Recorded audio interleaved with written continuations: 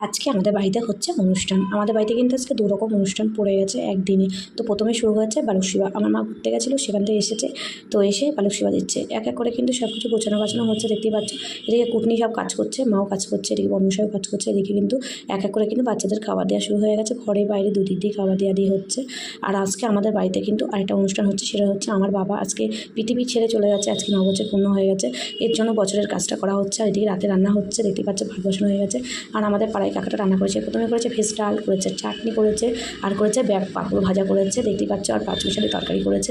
আর তারপরে অনুষ্ঠান হওয়ার পরে চলে এসেছে আমি বাসনপত্র নিয়ে সব এক গাদা। আর আমাদের বাড়ির সামনে বিল মানে পুকুর, মানে পুকুরের মধ্যে তো মাজতেই হবে। এত বাসন কলপারে তো মাজা সম্ভব না। আর এত সুন্দর যদি জল থাকে, কেউ কোনোদিন চাইবে যে বাড়িতে কলে বাসন মাজতে? আর এই যে আমার ছোটো ছেলে খুব দুষ্টুমি করছে, আমি মাজতেই দিচ্ছি না বাসনগুলো। তো যাই হোক, এরকম পুকুরের মতন তোমরা কারা কারা বাসন মেজেছো অবশ্যই জানিও। তারপর আমার ছেলে দেখো হাজুগুলো নিয়ে দেখো খেলা করে বেড়াচ্ছে, ও ধরার জন্য চেষ্টা করছে, তো পাচ্ছে না, কারণ হাঁসের সাথে পারা যায়।